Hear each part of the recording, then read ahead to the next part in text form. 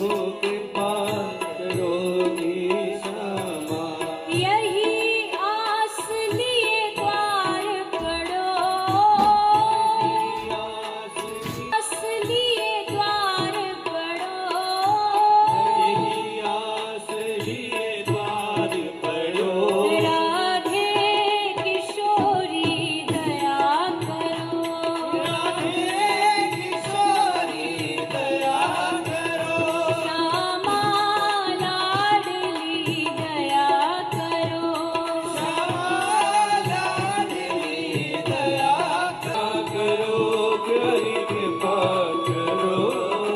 दया करो प्यारी कृपा करो, दया करो प्यारी कृपा करो। राधे किशोरी दया करो, राधे किशोरी दया करो। श्यामा लाडली दया करो, श्यामा लाडली दया करो। श्यामा प्रेममयी दया करो, श्यामा प्रेममयी दया करो। ओ भजले राधे जय श्री राधे, भजले राधे, जय श्री राधे। ओ भजले राधे जय श्री राधे, भजले राधे जय श्री राधे। करुणा प्रेम दयामयी राधे, करुणा प्रेम दयामयी राधे। करुणा प्रेम कृपामयी राधे, करुणा प्रेम कृपामयी राधे। दयामयी राधे, दयामयी राधे। कृपामयी राधे, कृपामयी राधे। दयामयी राधे, दयामयी राधे। कृपामयी राधे, कृपामयी राधे। भजले राधे जय श्री राधे, भजले राधे जय श्री राधे। भजले राधे जय श्री राधे, भजले राधे जय श्री राधे। भजले राधे जय श्री राधे, भजले राधे जय श्री राधे। भजले राधे जय श्री राधे, भजले राधे जय श्री राधे। भजले राधे जय श्री राधे, भजले राधे जय श्री राधे। भजले राधे जय श्री राधे, भजले राधे जय श्री राधे। भजले राधे जय श्री राधे, भजले राधे जय श्री राधे। भजले राधे जय श्री राधे।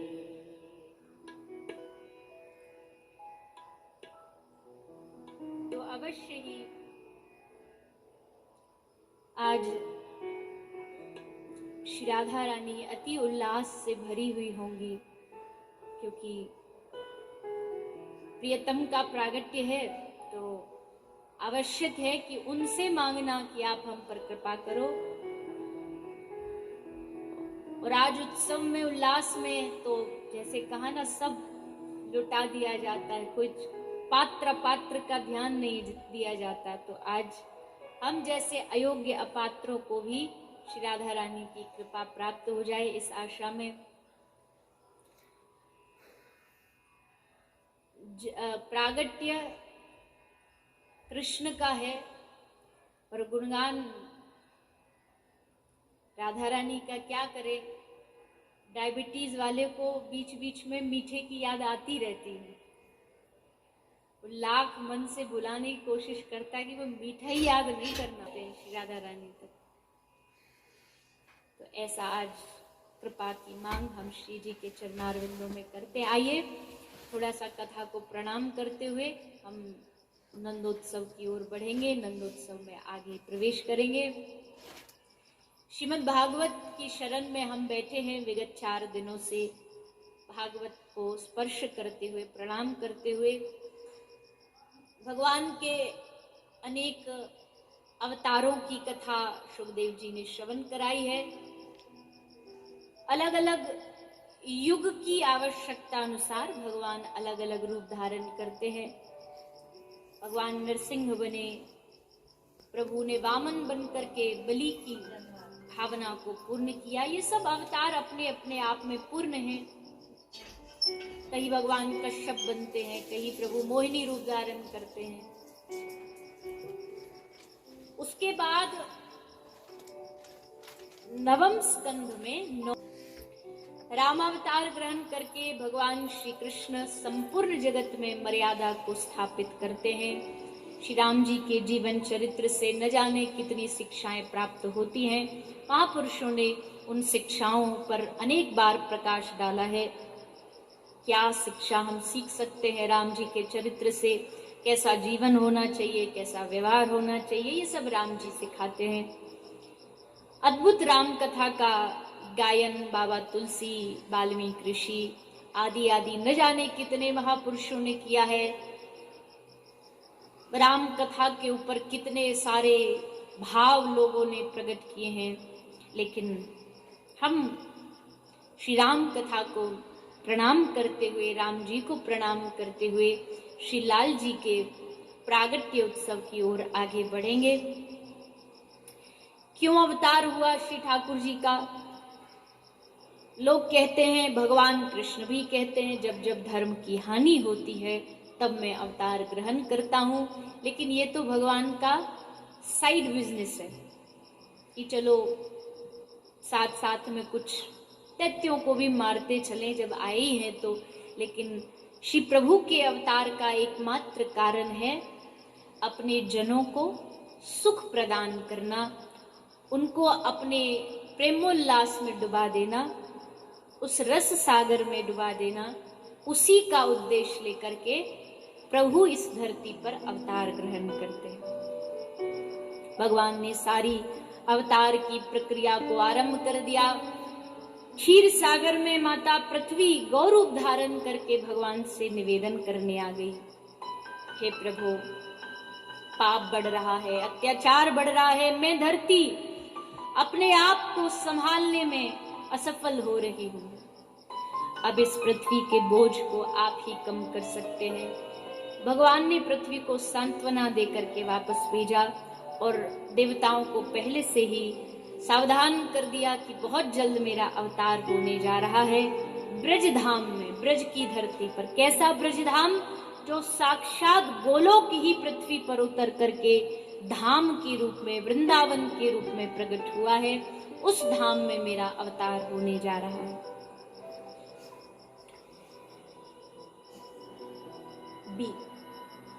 देवता भी तैयार हो गए, भगवान के अवतार की भी तैयारी हो गई। वसुदेव देवकी का विवाह हो गया। कंस को मालूम पड़ा कि देवकी का 8वां पुत्र उसका काल है। अब कंस का जो चैन है और देवकी के प्रति जो प्रेम है वो सब नष्ट हो गया और कंस देवकी को मारने के लिए तैयार हुआ है। वसुदेव जी ने उसको थोड़ा ज्ञान देके, उपदेश देके समझाया बुझाया, पर जो थोड़ा सा बुद्धि का कमजोर होता, आप उसे लाख उपदेश दे तो उसको कुछ समझ नहीं आता, सब उपदेश उसके सर के ऊपर से निकल जाता।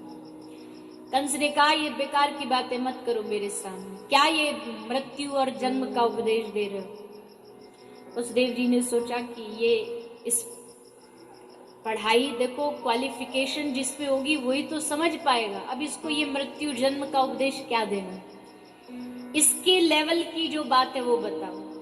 तो वसुदेव जी ने कहा, एक काम कर कंस, तू देवकी को छोड़ दे। मैं वसुदेव जो आज तक कभी अपनी बात से नहीं पलटा, मैं वादा करता हूँ कि देवकी की संतान को लाके तुझे सौंप दूंगा, तू जो चाहे उनके साथ करना, उनको जीवित रखना, मारना, पालन पोषण करना। ये बात कंस को जच गई। उसने देवकी मैया को छोड़ दिया। देवकी मैया गर्भवती हुई। पहला बालक कंस ने मारा, दूसरा पुत्र कंस ने मारा, तीसरा, चौथा, पांचवा, 6 बालकों का हत्या वध कंस ने कर दिया। पाप बढ़ता जा रहा है। एक तरफ पाप बढ़ रहा है, एक तरफ पृथ्वी पर ताप बढ़ रहा है, त्राही त्राही मचने लगी। भगवान श्री कृष्ण के प्रागट्य का देवी देवता निवेदन करने लगे। कारागार में समस्त देवताओं ने प्रकट होकर के भगवान के आगमन के लिए प्रार्थना की। अब प्रश्न यह है कि भगवान अवतार कब लेते हैं? ये भगवान अवतार तब ग्रहण करते हैं जब भक्तों की एक साथ पुकार, हृदय का एक आवाहन जब प्रकट होता है और एक साथ प्रकट होता है, एक नाद में, एक भाव में, जब भक्त भगवान को निवेदन करता है कि हे प्रभु, आइए हम सब पर कृपा करिए, आइए हम सबकी इस हृदय की पापों का वहन कर लीजिए और हमें अपना बना लीजिए, तब प्रभु उस पुकार को स्वीकार करते हैं। ऐसी पुकार एक साथ संपूर्ण पृथ्वी पर गूंज उठी। देवी देवता, ग्वाला गोपिया, ब्रजमंडल के लोग, वसुदेव देवकी, समस्त चराचर के जीव आज भगवान श्री कृष्ण के आगमन के लिए पुकार करने लगे।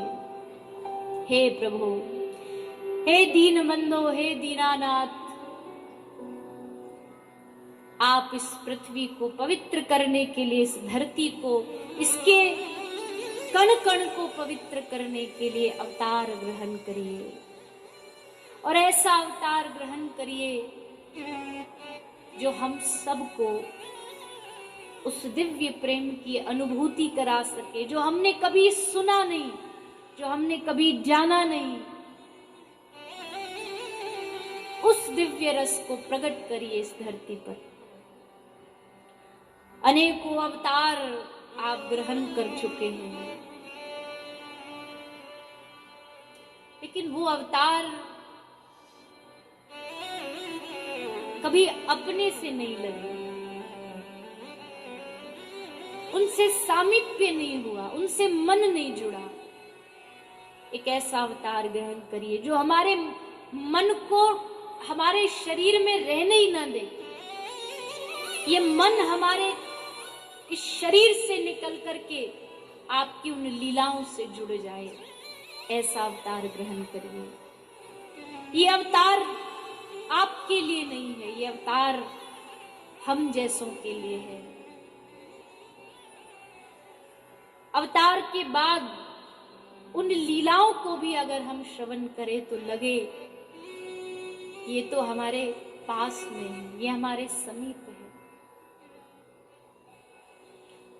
समस्त देवताओं ने कारागार में प्रकट होकर के भगवान की स्तुति की, सत्य स्वरूप भगवान का निवेदन किया। और आज भादों का पवित्र पावन मास, अष्टमी तिथि, रोहिणी नक्षत्र, चारों ओर से भगवत प्रेम की वर्षा होने लगी। रोज बारिश होती है, रोज वर्षा की बूंदें बरसती हैं, पर आज की ये जो मेघों का जो जल बरस रहा है, ये केवल शरीर को भिगोने के लिए नहीं, बल्कि हमारी आत्मा को भिगोने के लिए बरस रहा है। आज की वर्षा की हर बूंद में जल के साथ साथ प्रेम रस बरस रहा है। अष्टमी तिथि, भादों का महीना, रोहिणी नक्षत्र, रात्रि का समय, सब लोग चैन से सोए हैं। किसी को मालूम नहीं कि अभी कुछ क्षणों के बाद क्या घटना घटने वाली है, कैसे पृथ्वी के भाग्य जगने वाले हैं, कैसे ये ब्रजमंडल नाच उठने वाला है। जिस अवतार की तैयारी के लिए इस ब्रजमंडल को धराधाम पर लाया गया, आज वो ब्रजमंडल, आज वो वृंदावन, आज वो ब्रज के वृक्ष, लताएं, गुल्म हवा में, वायु में झूम रहे हैं। आज हमारे नंद नंदन घनश्याम आने वाले हैं। मयूर आज श्री कृष्ण के प्रागट्य में पंख फैला करके नाच रहे हैं। कौन तुलना कर सकता है कृष्ण और मयूर के प्रेम की? सारे मयूर पूरे ब्रज की गली गली में, बीथियों में, यमुना नदी में बहते बहते पुष्प कमल आज उल्लास में सूर्यास्त के बाद भी खिल उठे।